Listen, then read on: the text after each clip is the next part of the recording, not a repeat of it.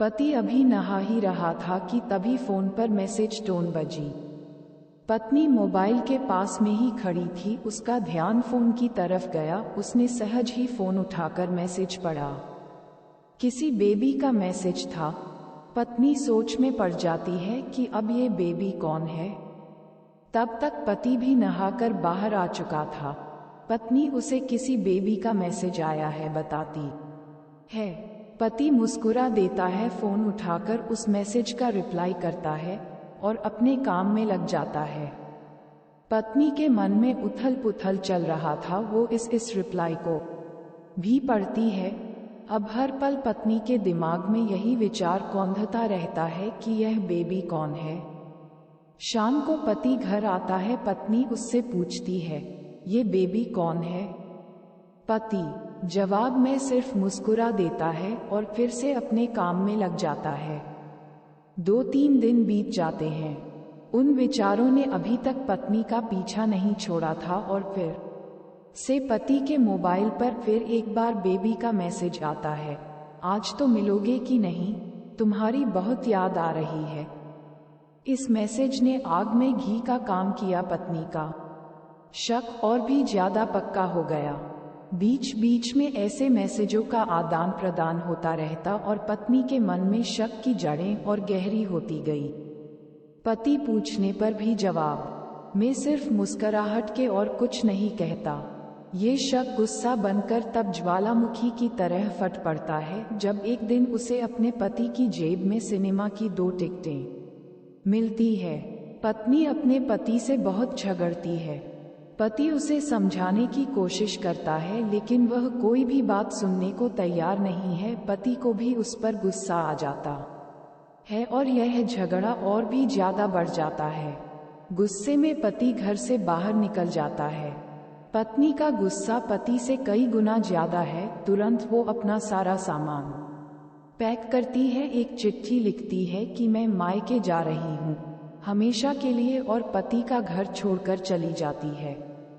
गुस्सा शांत होने पर जब पति घर आता है तो चिट्ठी पढ़कर उसके होश उड़ जाते हैं। 10 दिन बीत जाते हैं और गांव के उस घर पर डोरबेल बजती है जहां पत्नी रहने चली गई है।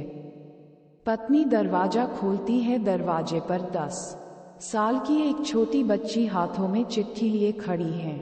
वह पत्नी को वह चिट्ठी देती है।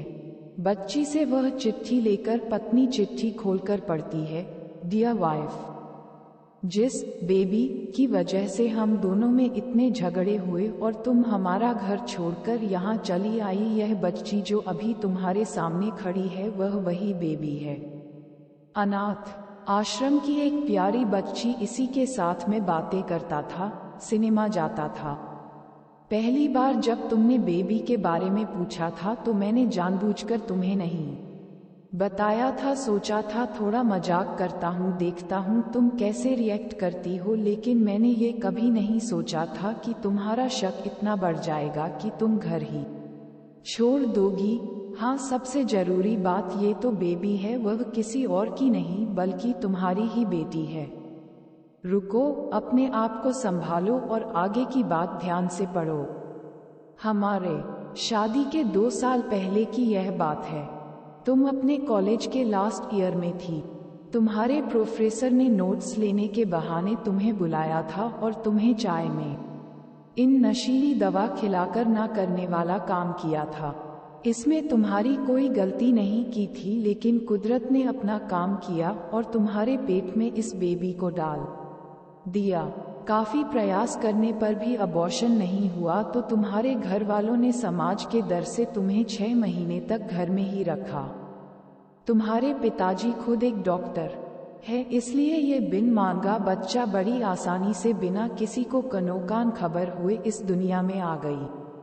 भविष्य में तुम्हारी शादीशुदा जिंदगी में कोई प्रॉब्लम ना हो, इसलिए तुम्हारे पिता ने इस बच्चे को गांव के एक अनाथ आश्रम में छोड़ दिया।